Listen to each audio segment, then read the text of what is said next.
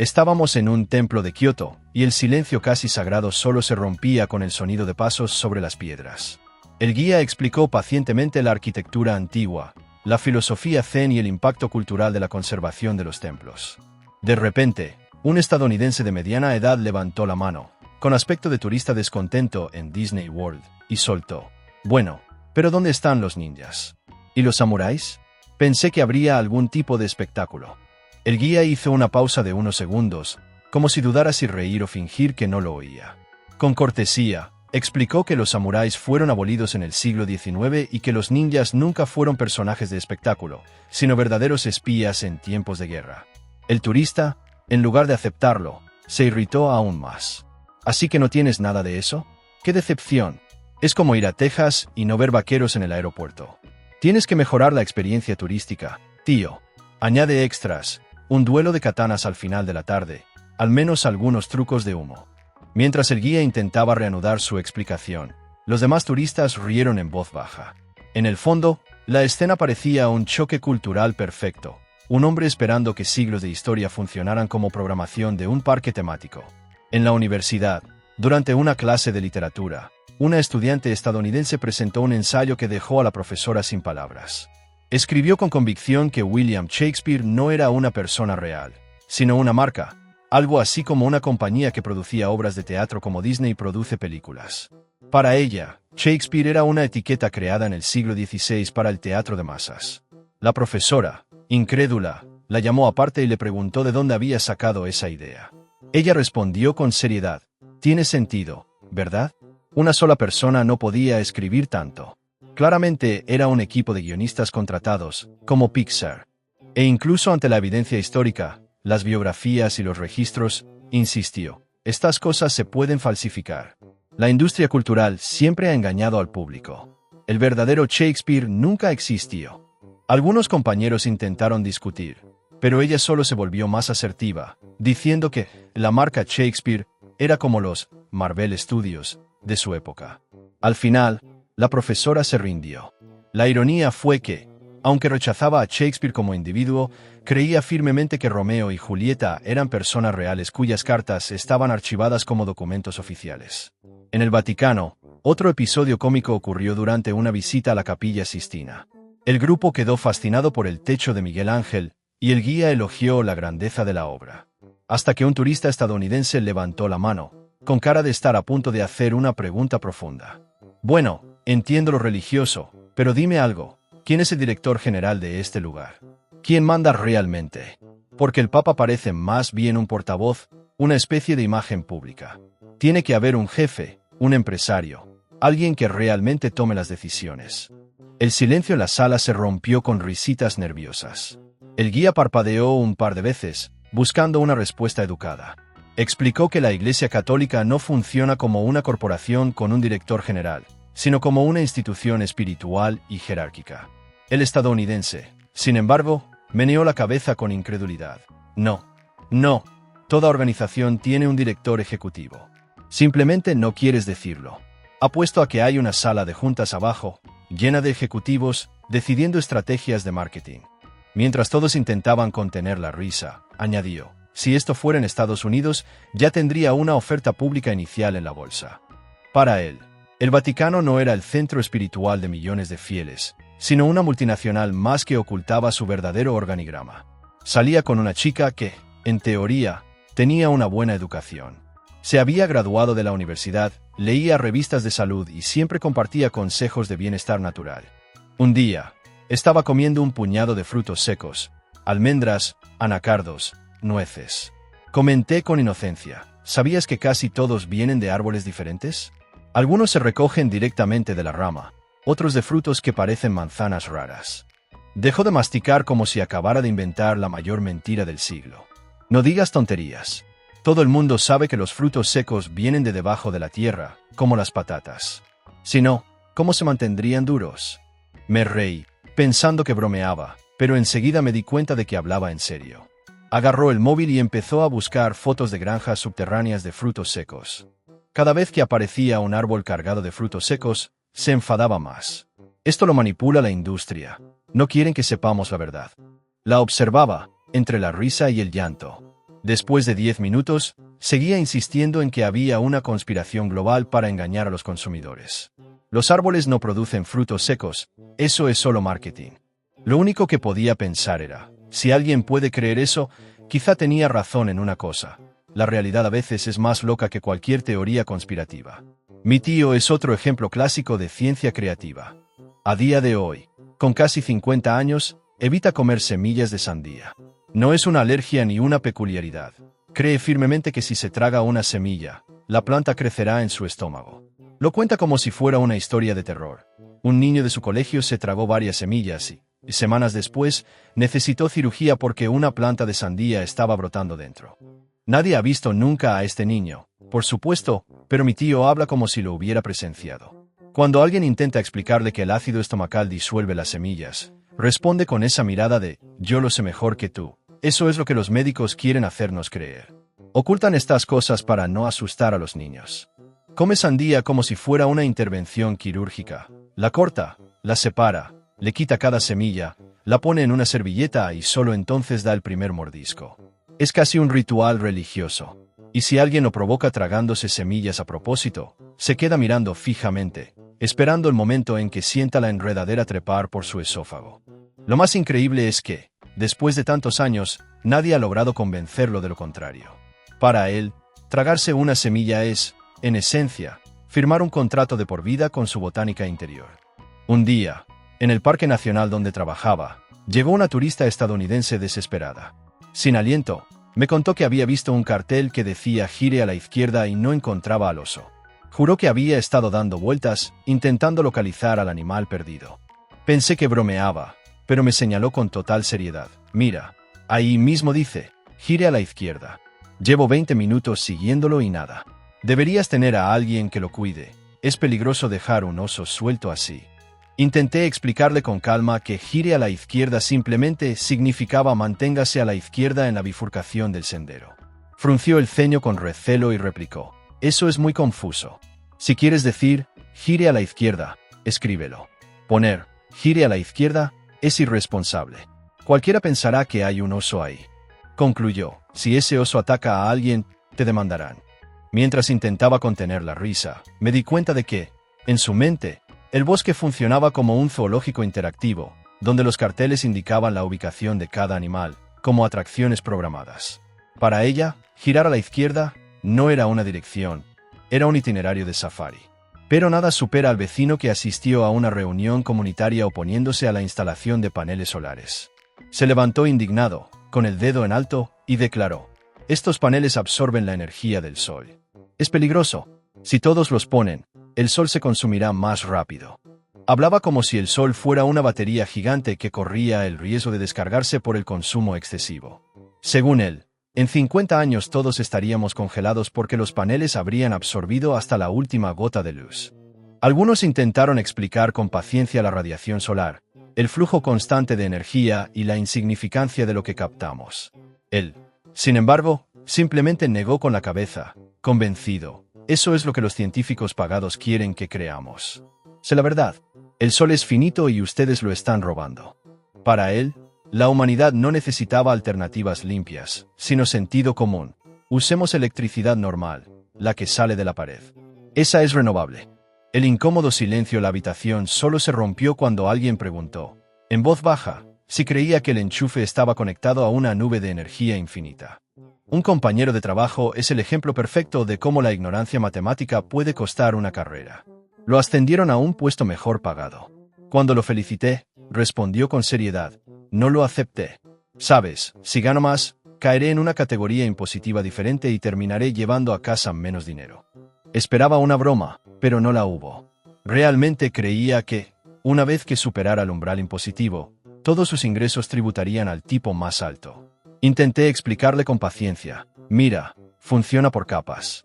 Solo la cantidad que supera el umbral tributa al tipo más alto. Siempre recibes más en total.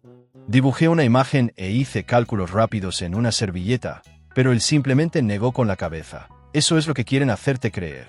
Es una trampa del gobierno. ¿Resultado? Rechazó un aumento del 5% por miedo a perder el 20%.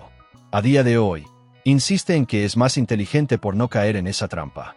En la práctica, perdió miles de dólares porque confundió la tributación progresiva con el robo legalizado. En Tokio, presencié otra escena digna de un manual de cómo no viajar. Un estadounidense entró en una pequeña cafetería y pidió ramen. Cuando llegó la cuenta, sacó la cartera, sacó un billete de $20 y lo dejó en el mostrador con suma calma. El amable cajero le explicó que solo aceptaban yenes. El turista frunció el ceño y replicó en voz alta: «Pero si son dólares estadounidenses, la moneda del mundo. Se aceptan en todas partes». El cajero intentó explicarle de nuevo, pero el hombre ya estaba rojo de indignación. «Si no acepta dólares, está insultando a mi país». Empezó a golpear la mesa, exigiendo al encargado. La gente a su alrededor lo observaba, algunos riendo disimuladamente.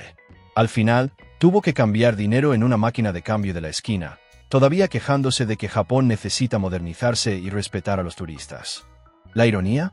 Pagó una comisión absurda por cambiar $20 por yenes. Probablemente perdió más en esta conversión de lo que habría gastado comprando una Coca-Cola importada en Estados Unidos. En Canadá, otro episodio surrealista.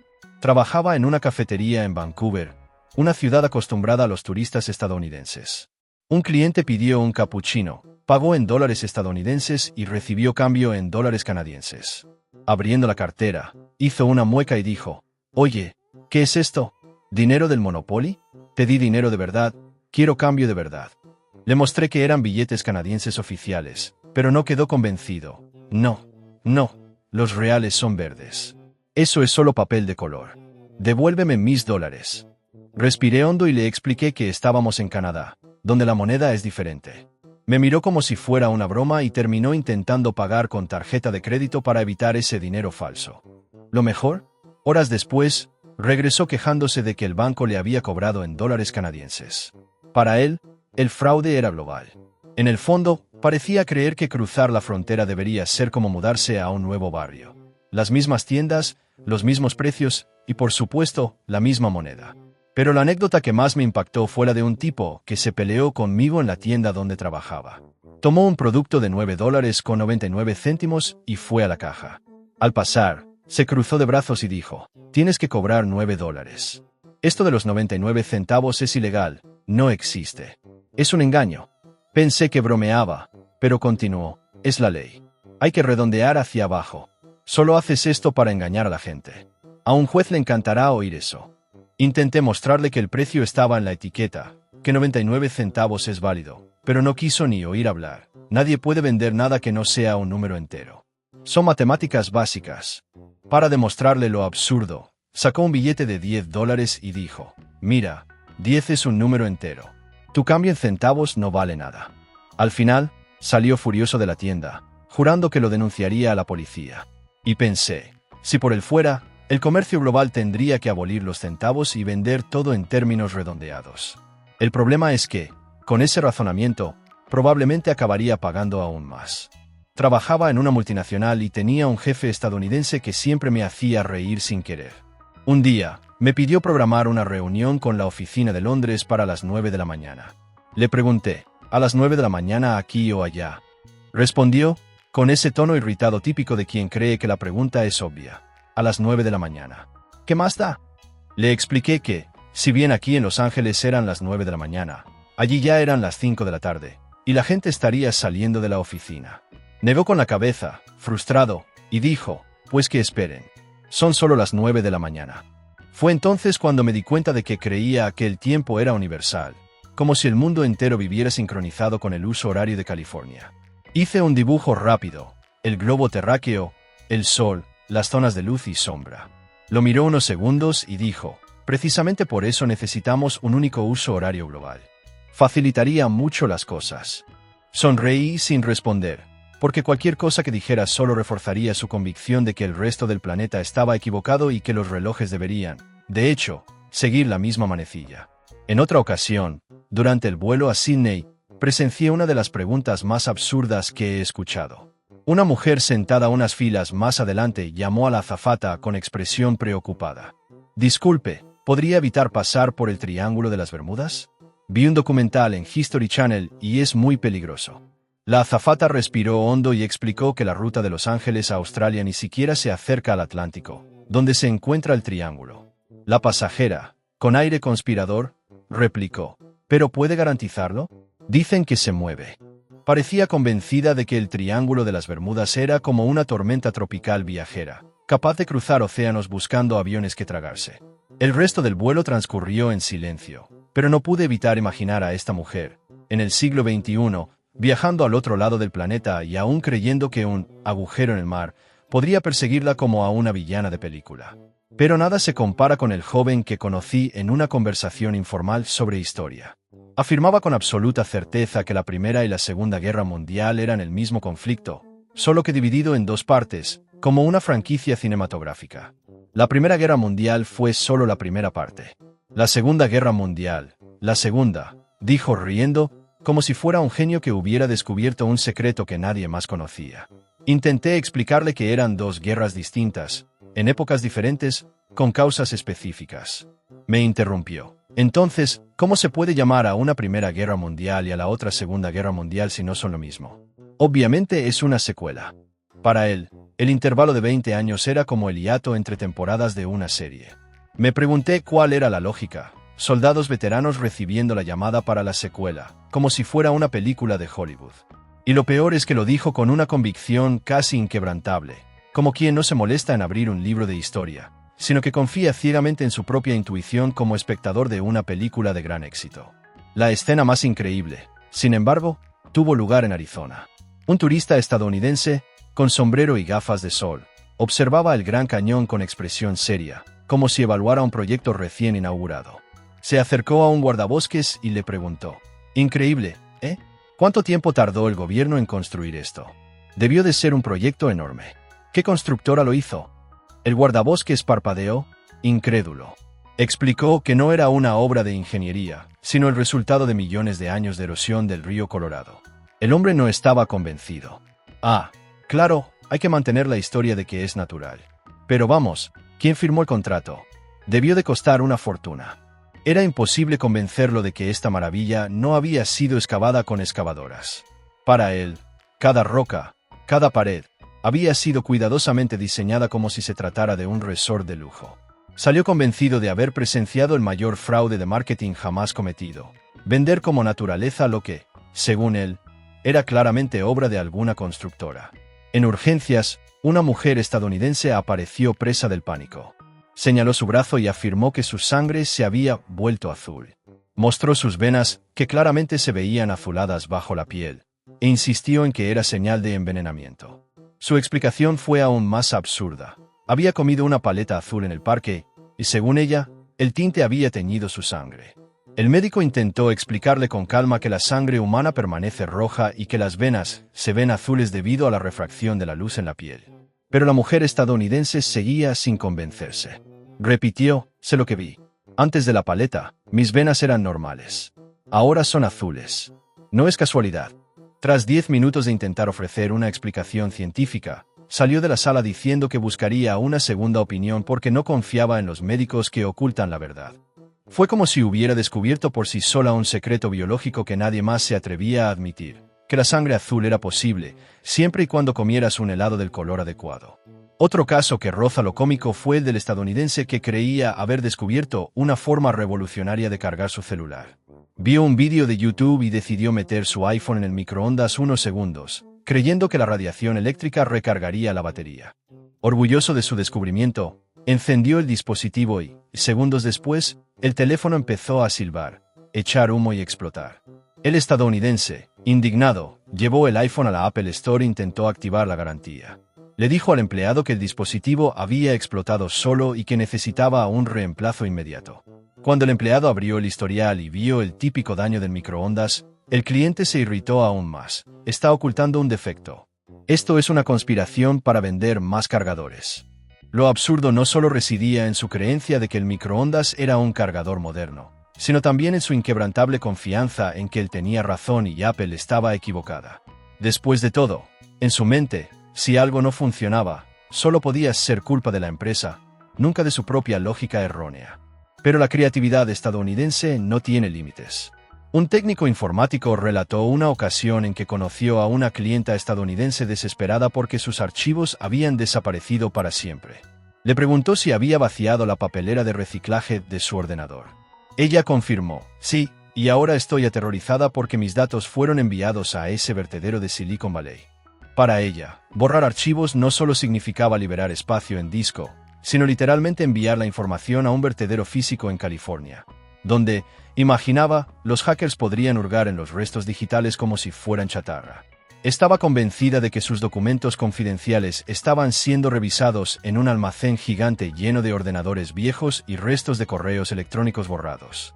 El técnico intentó explicarle el concepto de memoria digital, pero la estadounidense solo se preocupó más. ¿Entonces dices que este vertedero secreto existe y nadie habla de él? Eso es aún peor.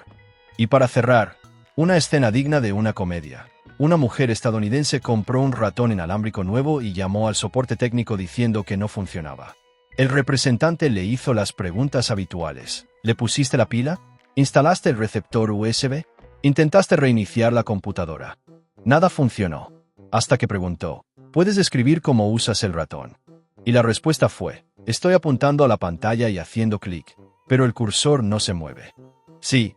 La mujer estadounidense usaba el ratón como si fuera el mando a distancia de un televisor. Se sentó en el sofá, haciendo clic en el aire, esperando a que el puntero se moviera. Cuando el representante le explicó que el ratón debía deslizarse sobre una superficie, se indignó. ¿Entonces por qué lo llaman inalámbrico? Es publicidad engañosa. Quiero devolverlo. Para ella, la lógica era simple. Inalámbrico igual a funciona como por arte de magia. Durante una clase de astronomía en la universidad, un estudiante estadounidense levantó la mano con una expresión de genuina duda.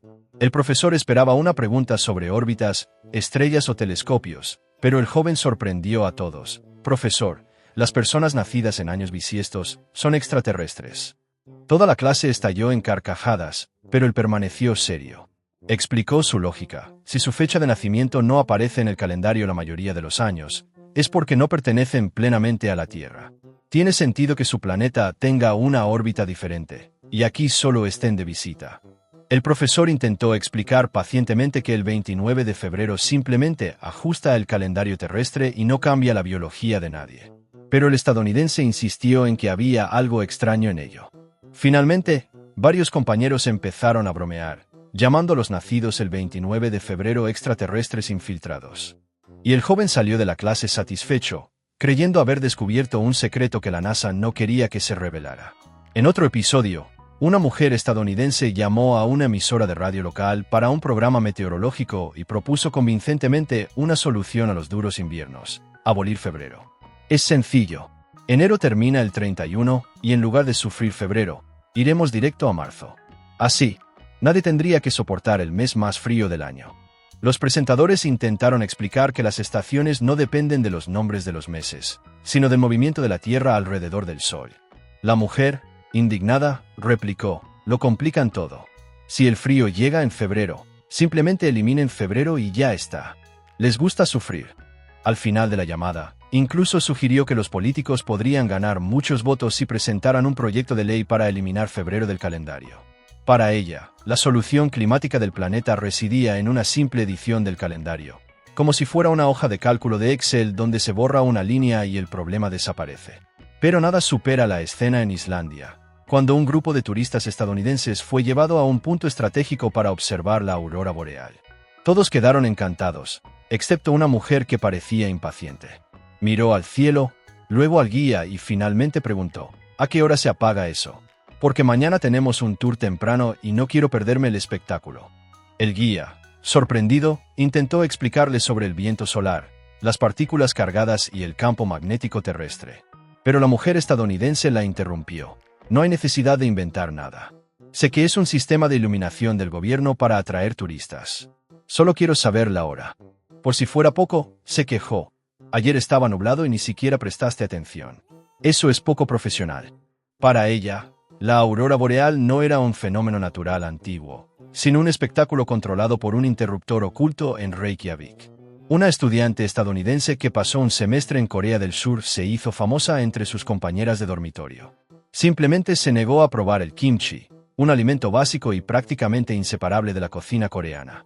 Siempre que alguien se lo ofrecía, su respuesta era la misma: no, gracias. No está aprobado por la FDA. ¿Cómo sé que es seguro? Sus compañeros intentaron explicarle que el kimchi se había consumido durante siglos, Formaba parte de la tradición alimentaria del país y tenía beneficios para la salud. Pero para ella, si no estaba oficialmente etiquetado como producto del gobierno estadounidense, era sospechoso. Lo curioso es que esta misma estadounidense vivía a base de Oreos y Pringles, que compraban en el mercado militar estadounidense. Creía que los alimentos procesados eran más fiables que las verduras fermentadas porque en Estados Unidos nadie vendería algo peligroso. Sus compañeros coreanos la observaban con incredulidad, al darse cuenta de que, para ella, toda la gastronomía de un país antiguo era inútil sin la aprobación de Washington. En otro episodio, una mujer estadounidense intentaba hornear un pastel en casa, pero se dio cuenta de que no tenía una taza medidora. En lugar de improvisar con una taza u otro recipiente, decidió usar una regla escolar. Vertió un montoncito de harina sobre la mesa y lo niveló cuidadosamente con la regla hasta que alcanzó 5 centímetros de alto, convencida de que estaba midiendo el ingrediente correctamente. Cuando alguien le preguntó qué estaba haciendo, respondió con naturalidad: la receta pide 2 medidas, y aquí tengo 5 centímetros. ¿Es lo mismo? Claro que no. El pastel quedó duro como una piedra, con sabor a harina cruda. Pero la mujer estadounidense seguía quejándose. Estas recetas internacionales siempre están mal explicadas. Deberían usar medidas universales, como pulgadas. Otra escena inolvidable ocurrió durante una clase de cocina. Una turista estadounidense de viaje por Italia quería adaptar una receta de pastel de chocolate para su esposo, quien seguía una dieta carnívora. Mientras mezclaba los ingredientes, levantó la mano y le preguntó al chef: ¿puedo reemplazar el agua con caldo de res? Así seguirá comiendo proteínas y ni se dará cuenta. Toda la sala se quedó en silencio, intentando averiguar si bromeaba. El chef, sorprendido, explicó que eso cambiaría por completo el sabor del pastel. Pero el estadounidense insistió: el chocolate tapa cualquier sabor. Ni se dará cuenta. Y al menos será saludable. La idea de un pastel de chocolate con sabor a sopa dejó a todos en la sala entre risas e incredulidad.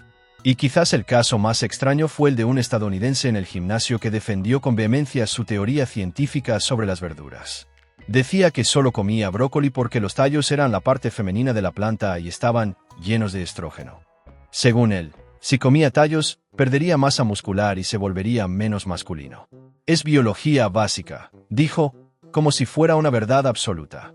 Sus amigos intentaron explicarle que el género no existía en verduras como esas y que el tallo incluso era nutritivo, pero él seguía sin convencerse. Incluso afirmó que los hombres verdaderamente fuertes evitaban el tallo, mientras que los hombres débiles comían de todo. Para él, incluso la hora del almuerzo era una batalla ideológica contra un enemigo invisible: el estrógeno de las verduras. En la sala más popular del Louvre, un turista estadounidense se topó cara a cara con la Mona Lisa y no pudo ocultar su frustración. Primero, retrocedió 2 pasos, ladeó la cabeza y exclamó en voz alta, para que todos lo oyeran: ¿eso es todo? ¿Esa es la famosa Mona Lisa? Es diminuta. Mi televisor en casa es más grande. La multitud murmuró, intentando ignorarlo, pero él continuó: y además de pequeña, ni siquiera es bonita. No entiendo la obsesión mundial con esta mujer. Miren, ni siquiera tiene una sonrisa de verdad. En Miami he visto grafitis mucho más impresionantes. Por si fuera poco, le sugirió al guardia de seguridad: deberían hacer una versión en alta definición, bien grande, como un póster de película. Así todos quedarían satisfechos. ¿Quién notaría la diferencia? Lo irónico es que, frente a la obra más icónica de la historia del arte, la comparó con la decoración de un centro comercial. Para él, el genio de Da Vinci era simplemente un producto mal diseñado. En Filadelfia, otra pareja estadounidense visitaba la Campana de la Libertad, la famosa campana agrietada que simboliza la independencia y la libertad en Estados Unidos. Permanecieron en silencio unos minutos ante el monumento, hasta que la mujer resopló: es una falsificación. Es imposible que sea la original. Su marido, sorprendido, preguntó por qué. Y su explicación fue simple: si fuera auténtica, ya habrían arreglado la grieta. Cualquier taller mecánico lo haría en una tarde. El gobierno jamás dejaría un símbolo nacional como ese. El marido asintió y reiteró: claro, es una copia para que la vean los turistas. La auténtica debería guardarse en un lugar seguro, impecable. Para ellos, la autenticidad solo se medía por la perfección. La idea de que la grieta fuera precisamente lo que le daba valor histórico a la campana parecía inimaginable. Era como si estuviera mirando a un veterano de guerra y dijeran: ese tipo no puede ser real. Está cubierto de cicatrices. De vuelta en Canadá, Durante una noche de trivia en un bar de Ottawa, un estadounidense golpeó la mesa indignado cuando la pregunta ¿cuál es la capital de Canadá? Se respondió correctamente con Ottawa. Gritó, mentira, es Toronto. Todo el mundo lo sabe. Toronto tiene la torre gigante, tiene un equipo de béisbol. Ottawa ni siquiera aparece bien en el mapa. El presentador intentó explicar que la ciudad más famosa no siempre es la capital, como si ocurre con Nueva York y Washington, o Sydney y Canberra. Pero el estadounidense no le hizo caso. Es una estafa. Se lo están inventando para engañar a los turistas. Lo buscaré en Google y demostraré que tengo razón. Todo el bar estalló en carcajadas, pero él se mantuvo firme, como si fuera víctima de una conspiración. Para él, un país entero se equivocaba con su propia capital simplemente porque no tenía sentido dentro de la lógica estadounidense de que el más famoso siempre es el más importante. En una clase de ciencias políticas en la universidad, un estudiante estadounidense levantó la mano con suma seriedad y preguntó, «Profesor, si el presidente de Estados Unidos es el líder del mundo libre, ¿significa que también es, por así decirlo, el rey del mundo?» No. Toda la sala se quedó en silencio, pensando que era una broma, pero continuó, «Tiene sentido.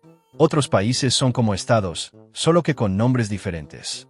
Canadá es como nuestra Alaska, solo que más fría. E Inglaterra es como Massachusetts, llena de tradición y gente con acentos extraños. Entonces, si el presidente es el líder del mundo libre, ¿significa que gobierna a todos? No». El profesor respiró hondo y comenzó a explicar conceptos de soberanía, democracia internacional y el papel de la ONU. Pero el estudiante seguía sin convencerse. «Pero espere, si el primer ministro de Canadá no responde ante el presidente, ¿ante quién responde? ¿Al rey de Inglaterra? Eso se acabó, ¿no? Así que, lógicamente, debe responder ante la Casa Blanca».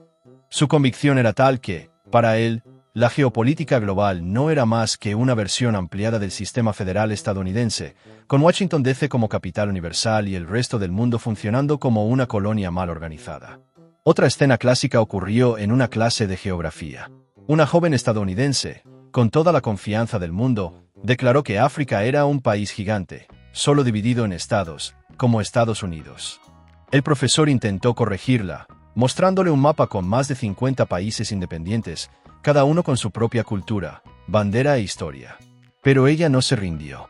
«Vale, lo entiendo. Pero entonces, ¿cuál es la capital de África? Si fuera Washington, ¿sabes? Apuesto a que es Egipto. Todo el mundo conoce las pirámides. Tiene todo el sentido». La clase se echó a reír, pero ella los miró fijamente, como si fueran ellos los que no entendían. Para ella, todo el continente era solo una versión exagerada de Estados Unidos, y las fronteras políticas eran detalles que no valía la pena aprender. Lo más gracioso es que, al ser corregida, dijo, «No importa, solo estás complicando las cosas. Es mucho más fácil pensar en África como un solo país. Apuesto a que incluso los africanos lo preferirían así». En ese momento, el maestro simplemente se llevó la mano a la cara en señal de rendición. Y por último, una joya de la radio. En un programa en vivo en Estados Unidos, una mujer llamó para participar en el debate sobre el cambio climático y sorprendió a los presentadores con su solución revolucionaria. Dijo con total seguridad, «Miren, el problema es febrero. Todos saben que es el mes más frío y deprimente del año. Así que, si simplemente eliminamos febrero y pasamos directamente del 31 de enero al 1 de marzo, el frío desaparecerá con él. Es obvio». El presentador intentó explicar que el clima no lo define el calendario, pero ella lo interrumpió. «No lo entienden. El calendario controla cómo vivimos. Si el mes no existe, el clima no tiene dónde encajar. Es ciencia básica», concluyó indignada. «Me parece ridículo que nadie haya pensado en esto antes. Es solo un trozo de papel, solo números. Sufrimos frío por una invención humana. Quiten febrero y listo, problema resuelto». En los comentarios del programa, muchos rieron, otros se mostraron incrédulos, pero algunos incluso dijeron, «Tiene sentido». Y así, durante unos minutos, parte del público estadounidense creyó que un simple recorte en el calendario podría reprogramar la naturaleza. Tras escuchar todas estas historias, es casi imposible no notar el patrón. Muchos estadounidenses se suben a un avión, cruzan océanos, aterrizan en países con miles de años de cultura, y, aún así, ven el mundo como si fuera una versión ampliada de su propio patio trasero. Es como si cada templo fuera un parque temático, cada monumento tuviera que tener un manual de instrucciones en inglés y cada ciudad funcionara bajo las mismas reglas que están acostumbrados a seguir en casa. Es a la vez gracioso y triste. Los templos se convierten en escenarios de conciertos, los jefes de Estado son confundidos con directores ejecutivos mundiales, continentes enteros se reducen a un solo país gigante, e incluso la aurora boreal necesita un interruptor para encajar en la agenda turística. Parece que, para algunos, viajar no se trata de descubrir, sino de quejarse de que el mundo no se ha adaptado al estándar estadounidense. Y luego está la pregunta candente: ¿será que algunos viajan de verdad o solo hacen turismo en su propio planeta? Ahora quiero saber tu opinión. ¿Cuál de estas historias fue la más absurda? Cuéntanoslo en los comentarios, porque tu opinión podría ser el tema de un próximo vídeo. Y, por supuesto, no olvides suscribirte al canal. Aquí siempre encontrarás las mejores y más increíbles historias de estadounidenses que intentan comprender el resto del mundo.